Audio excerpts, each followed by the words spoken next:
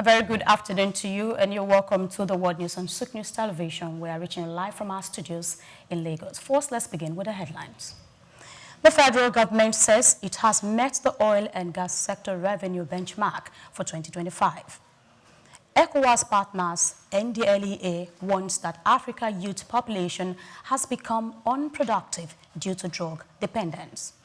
South African rand strengthens against the dollar as gold price rises. President Trump will meet Vladimir Putin in Alaska to discuss Ukraine peace talks. Nigeria Premier Football League announces conclusion of 2025-2026 session.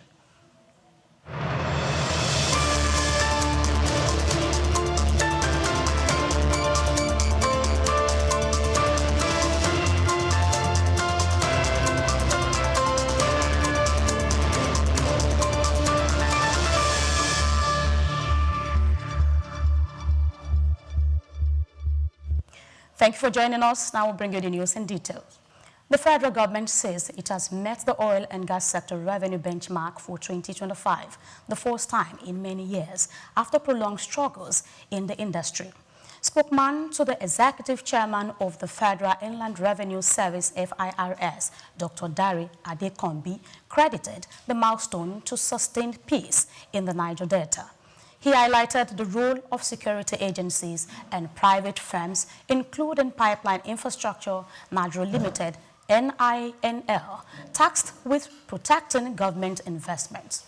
Speaking at the August edition of NINL's monthly stakeholders revenue meeting with Trans-Niger Pipeline host communities in Rivers, Abia, and Imo States, PINL's General Manager, Community and Stakeholders Relations, Dr. Akbos Meze, confirmed 0 infractions in the past month.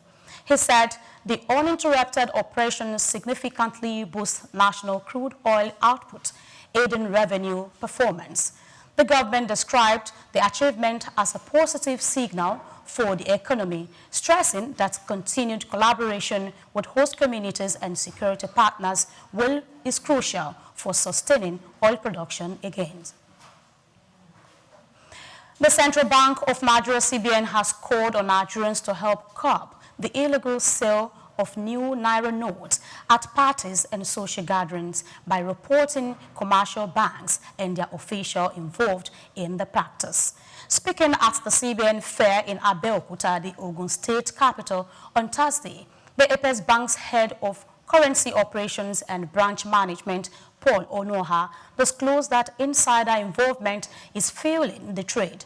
He noted that hawkers could not operate without the supply of banknotes from insiders within deposit money banks.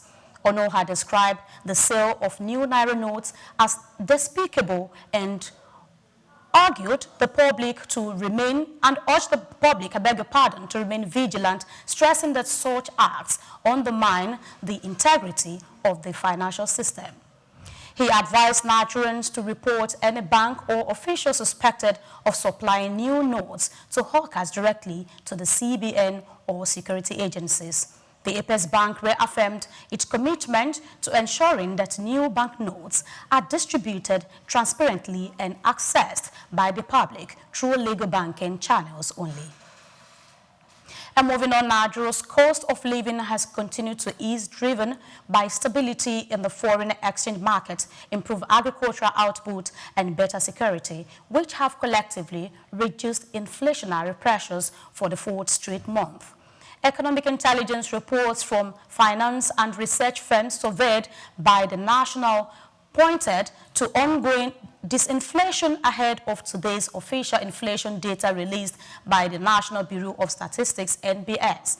Independent consumer surveys and economic models suggested that headline inflation fell to around 21.40% in July 2025, marking its 4th consecutive monthly drop. Analysts attributed the trend to sustained forex stability, which has lowered import costs and improved food supply from stronger agricultural productivity.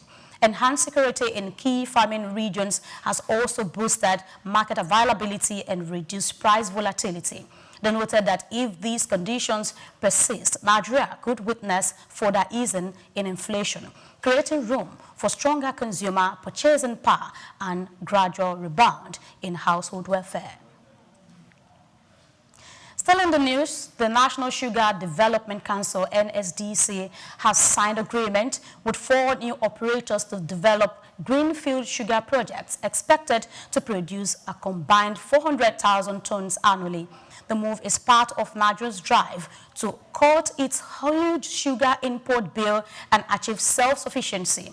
The new operators are Brent Sugar in Oyo State, Niger Foods in Niger State, Legacy Sugar in Adamawa State, and UMZA in Bauchi State. Each will establish a 100,000 tons capacity facility strategically located across the southwest, north central, and northeast to leverage diverse agricultural conditions and spread economic benefits nationwide. NSDC Executive Secretary CEO Kamal Bakrin described that the 2025 is a year of accelerated sugar development, citing the government's urgency to strengthen food security and reduce import dependence. He noted that structural shifts in global commodity markets have made local sugar production more commercially viable than ever. He presented a rare opportunity for rapid capacity expansion and long-term industry growth.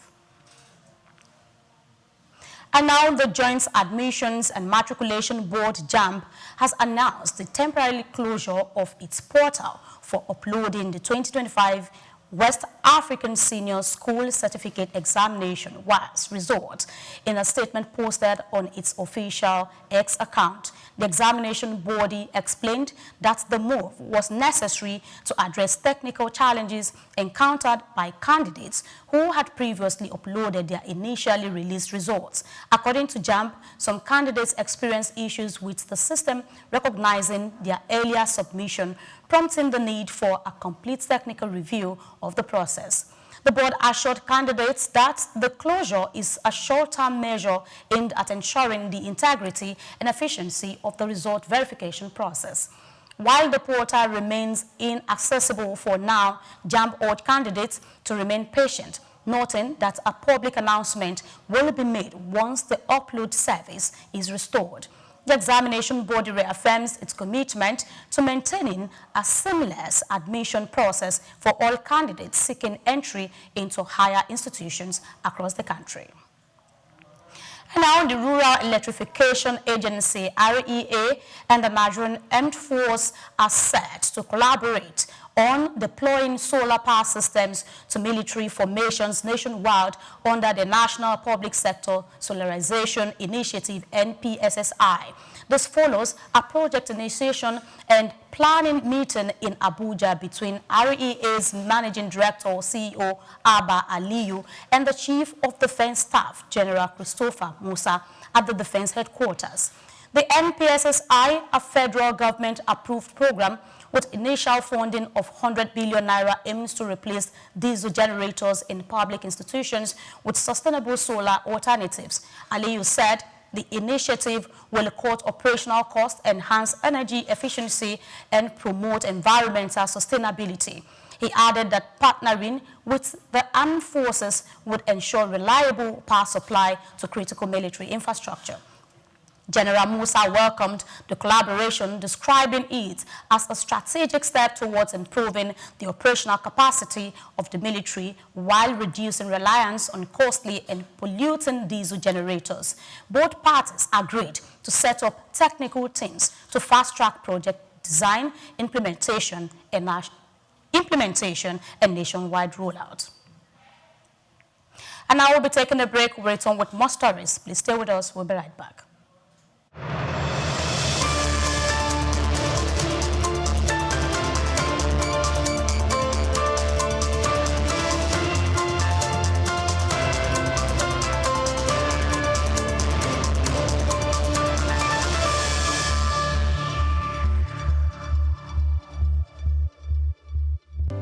Welcome to the Africa Development Studies Center, ADSC.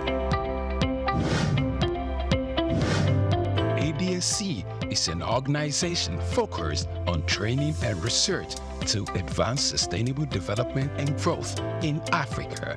We exist to facilitate customized training, research, and study exchanges worldwide on leadership, management, and critical development issues. The center offers a platform for the exchange of ideas and best practices. Our comprehensive services encompass research, consultancy, capacity building, training, and education programs, as well as publishing and disseminating development-related knowledge. Our faculty consists of experts and researchers with extensive experience in policy formulation, implementation techniques, and monitoring and evaluation. Our methodology involves talks, individual and group exercises, games, video screenings, and discussion seminar sessions in a cozy atmosphere, making learning enjoyable for our participants. For more information, email us at info@adstudycenter.com or call +234 912 039 2362.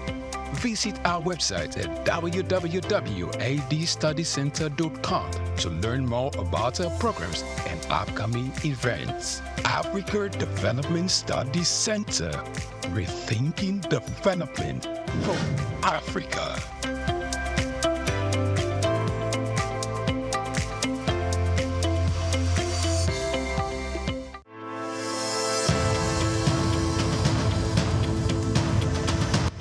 Interest in Nigeria's lithium reserves comes as countries worldwide scramble to secure supplies of the mineral which is essential for powering the green energy revolution. In this special report by Awoniyi, the need to harness this resource for growth and development is examined with the evolution of electric vehicles and renewable energy storage systems. Lithium is a key component in the production of batteries for electric vehicles and renewable energy storage systems, and Nigeria is positioning itself to become a major player in the global lithium market. Nigeria's vast lithium reserves, valued over $34 billion, is no doubt attracting world attention, while lithium factories are springing up in different parts of Nigeria already. The attention of the international mining industry is also focused on lithium because it is critical raw material for the production of solar panels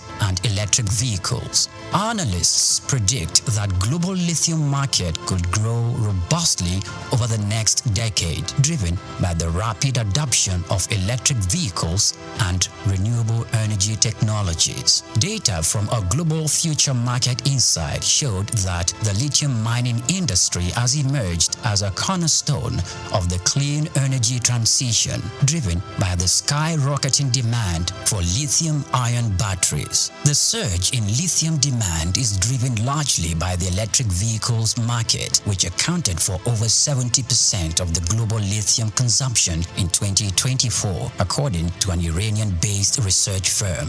With countries such as the United States, China, and members of the European Union pushing for next zero emission by mid-century, lithium demand is expected to escalate further. The federal government, indeed, the Ministry of Solid Minerals Development, should intensify efforts geared at renewing and resuscitating the viable lithium industry in the country to its full potential. As Nigeria diversifies its economy into other sectors, the lithium industry offers hope and expectation that this sector would earn more revenue for the country. Nigeria should not just watch with folded arms, but must strive with the political will to develop and strengthen the country's vast lithium reserves.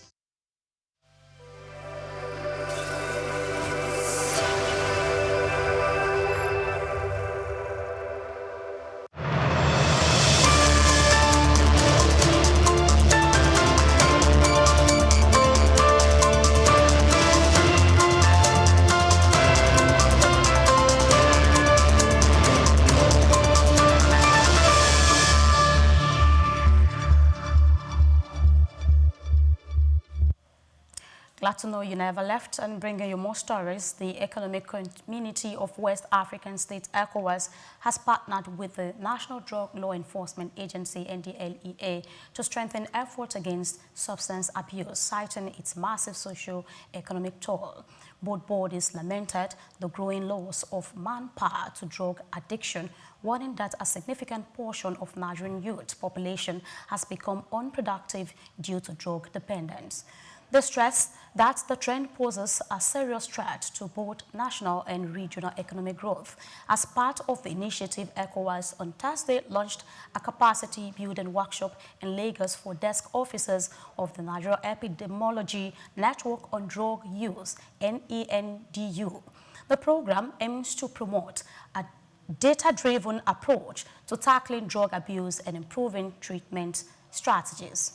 Participants drawn from the 37 NDLEA treatment centers across the country will receive training to enhance data collection, analysis, and reporting on drug use trends. ECOWAS reaffirms its commitment to supporting Nigeria in developing effective policies and interventions to cope the growing menace of substance abuse. The South African rand gained ground against the dollar on Friday, supported by rising global prices as global investors sought safe haven assets amid concerns over fiscal conditions in the United States. By mid-morning trade, the currency advanced about 0.5% from its previous close, reflecting renewed demand for precious metals that benefits major producers such as South Africa.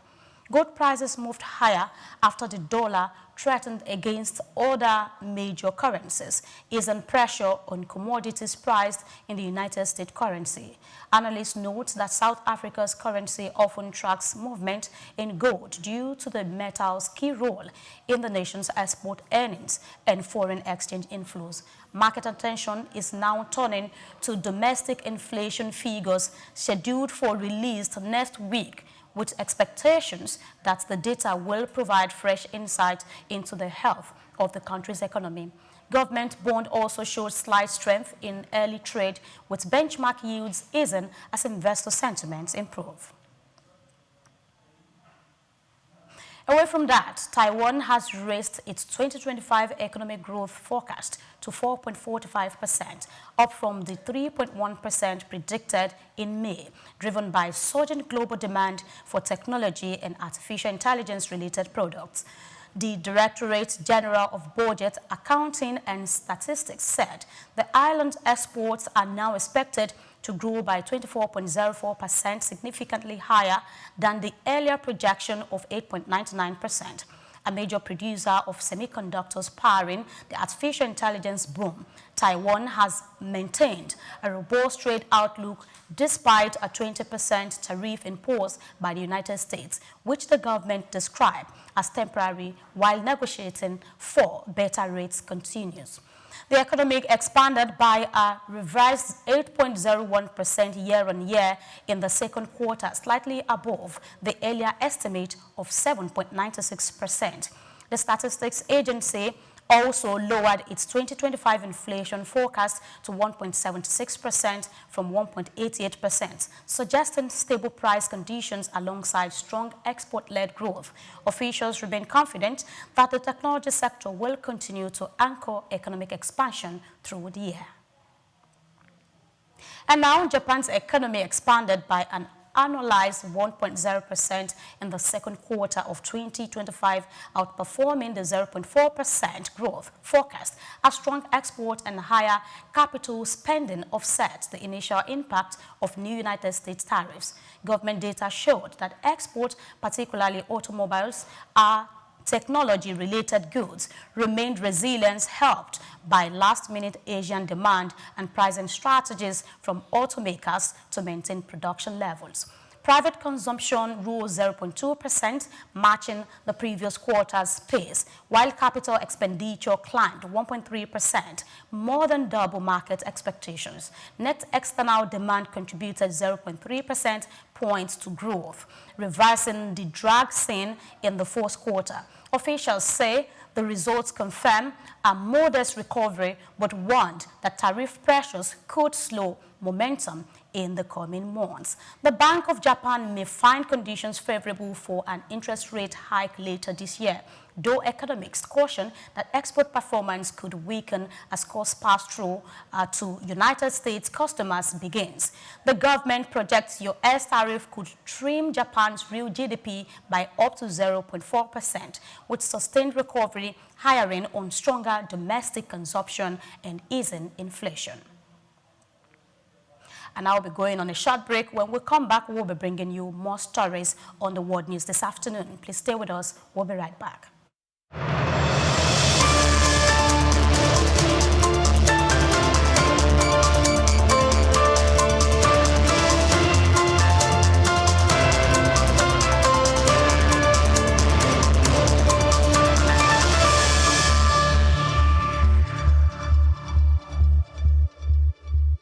Idumota Market. Eko Idumota, once a residential neighborhood, is home to Idumota Market located on Lagos Island. It is one of the oldest and arguably one of the largest markets in West Africa. Idumota is a historic neighborhood adjacent to the Lagos port that facilitated the slave trade, and later under the British indirect rule, it surrounded to exports that fueled the colonial enterprise. Idumota was also the location of an armed forces remembrance cenotaph called Soja Idumota, built as a monument to Nigerian soldiers who served with the West African Frontier Force. An Eyo Masquerade statue and a clock tower are also some monuments at Idumota. Idumota Market is so popular that large sales are recorded as early as 7 a.m. The market is made up of hundreds of locked-up shops occupying several multi-story buildings, with some measuring about 5 or more floors. In 2010, the Lagos State government demolished some illegal structures in order to improve vehicular and human movement in and around the markets. During weekdays, the neighborhood of Idumota is densely populated by shoppers, traders, and bus passengers. From the Carter Bridge, ascending into Lagos Island, passengers can see the neighborhood before disembarking at their final destination. Idumota Market accommodates the substantial inflow of imported goods. The bulk of import from abroad are routed first through Idumota and then on to other markets through Nigeria and other West and Central African countries. The energy of private Idumota traders and wholesalers facilitate this activity, where millions of US dollars worth of wholesale is exchanged daily. Idumota Markets, Souq Enlightenment.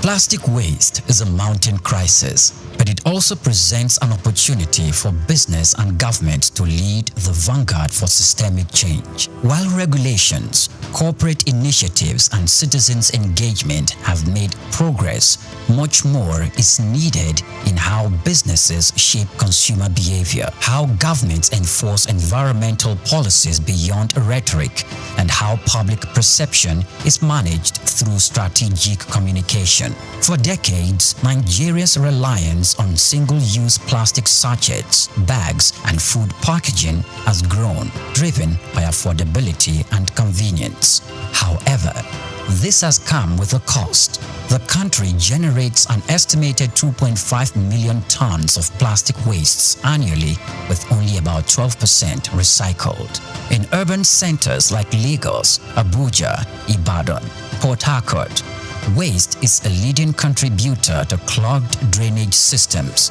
flooding, and environmental degradation. In this special report, Bayo Olaoye examines the challenges facing efforts to tackle the menace of plastic wastes in the country. Despite past government efforts to curb indiscriminate plastic use, such as Lagos environmental sanitation laws under former Governor Babatunde Fashola, enforcements have been inconsistent. The challenge now is moving beyond periodic government crackdowns and isolated corporate initiatives to a coordinated long-term shift. towards a responsible plastic use, recycling, and waste management. Leading Nigerian manufacturing companies are taking active steps to integrate recycling and responsible disposal into their operations.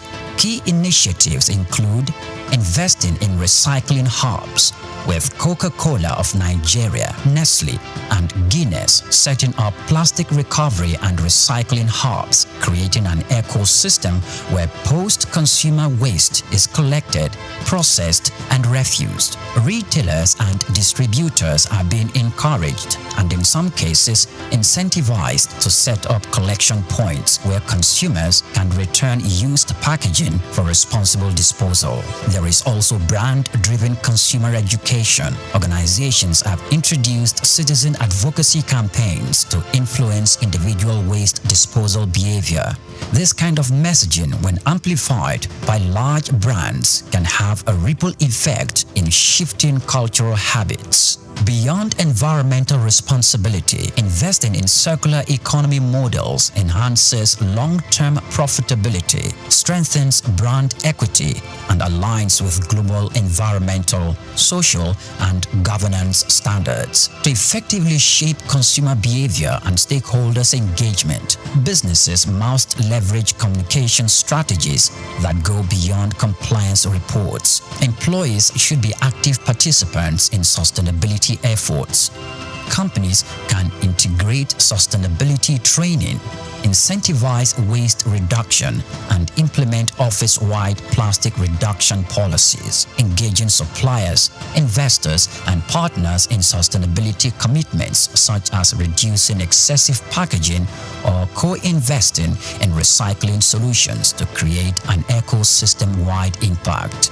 Mass communication campaigns, social influencers, partnerships, and media collaborations can help educate consumers on practical steps for responsible plastic use and disposal. While Nigeria has engaged in international climate and sustainability conversations, the government must go beyond policy declarations and foreign aid incentives. The priority should be local, long-term economic and health benefit. Rather than reactivate bans that are often poorly enforced, the government can provide tax incentives for businesses, investing in recycling infrastructure while enforcing stricter regulations on reduction and disposal, expanding waste management facilities, establishing more government-led recycling centers, and integrating waste picker into a formalized economy can improve efficiency and create jobs. The administration of Governor Babatunde Fashola demonstrated that when the government takes waste disposal seriously with clear penalties for violations, citizens pay attention.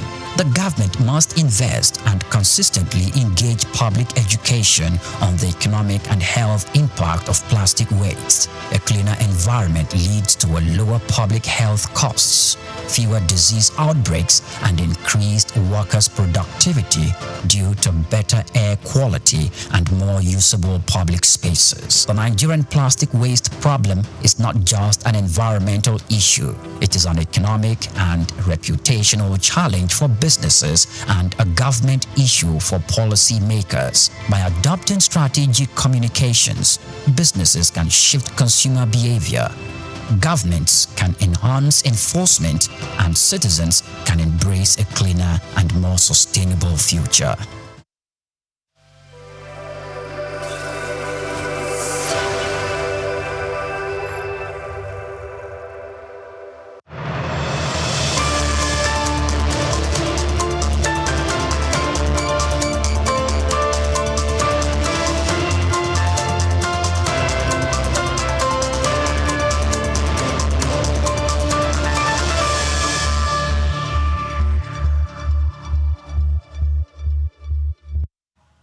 Thank you for staying tuned. You are still watching the world news on Souq News Television, and now we're bringing you the rest of the story.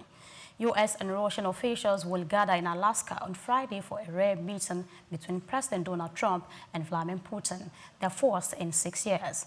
The talks, part of Trump's push to end Russia's war in Ukraine, marks a major test of his campaign promise to act as a global peacemaker. The U.S. president hopes his personal rapport with Putin can deliver a ceasefire breakthrough where previous diplomatic efforts have failed. Speaking on Thursday, Trump put the chances of success at just 25%, underscoring the challenge ahead.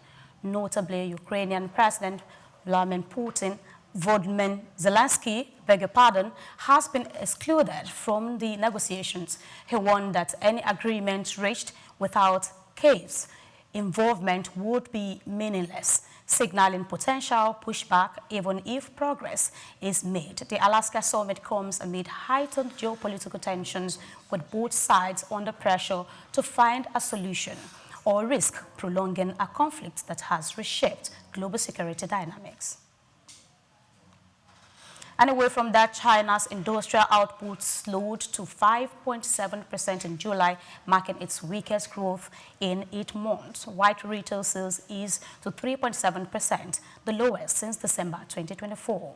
The disappointing figures highlight weakening domestic demand despite an extended trade truce with the United States, adding pressure on Beijing to roll out new stimulus measures.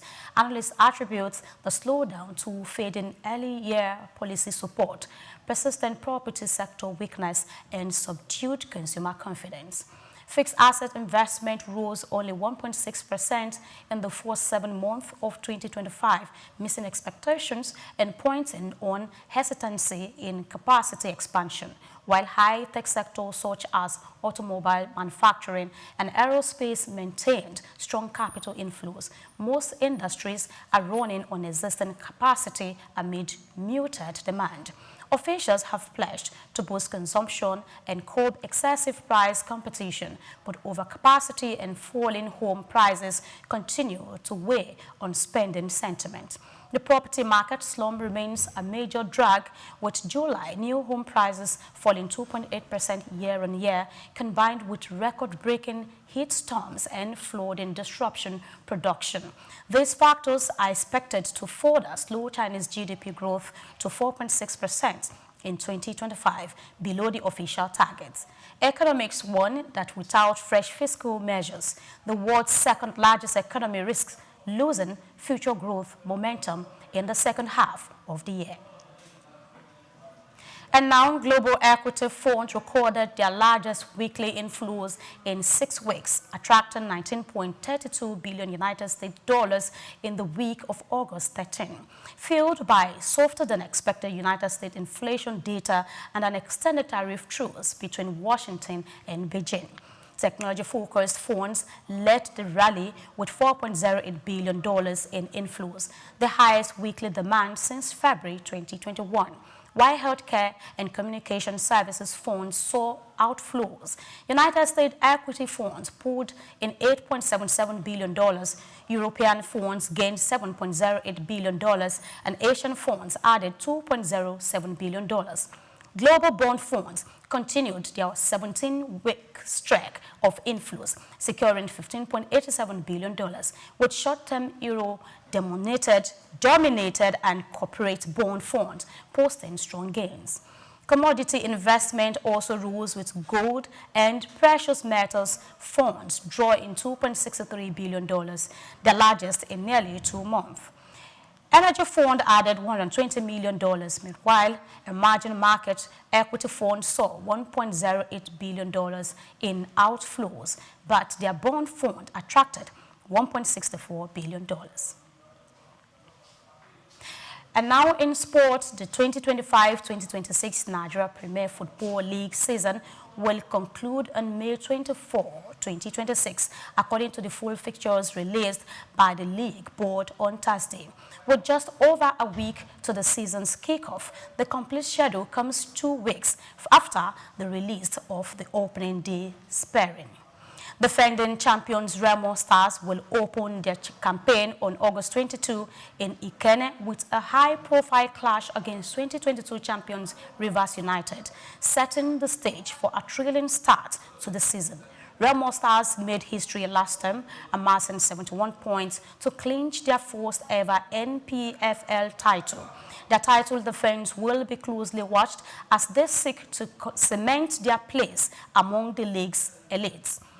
The release of the fixtures allows clubs and fans to plan for what promises to be another intense campaign, with rivalries renewed and new storylines set to emerge over the next 9 months of football action. And wrapping up with the sports story, Nottingham Forest are demanding assurances from Sky Sports pundit Gary Neville before granting him access to the City ground, following a public fallout over remarks he made after Awoniyi's serious injury last season. The club had barred the former Manchester United defender from covering the 2024-2025 season finale against Chelsea in a broadcasting role. According to Nottingham Share Live, Forest now wants clear confirmation from Neville ahead of the new Premier League season to ensure there will be no repeat of the controversy. The roll began when Neville's comments on Awoniyi's injury sparked backlash from Forest camp, with the club accusing him of intensifying towards the player's situation. While details of the assurances sought remain undisclosed, sources suggest that the club is focused on protecting its players and maintaining a respectful media relationship.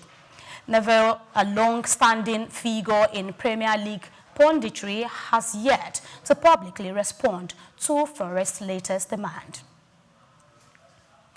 And that's a wrap on the World News this afternoon. But before we leave, here is a reminder of today's story. The federal government says it has met the oil and gas sector revenue benchmark for 2025. ECOWAS partners NDLEA warns that Africa's youth population has become unproductive due to drug dependence. South African rand strengthens against the dollar as gold price rises. President Trump will meet Vladimir Putin in Alaska to discuss Ukraine peace talks. And Nigeria Premier Football League announces conclusion of 2025 and 2026 sessions. And that's the news. We say many thanks for watching. Do not forget to follow us on all our social media platforms at SouqNewsTV. My name is Grace Komalafe. Have a good afternoon.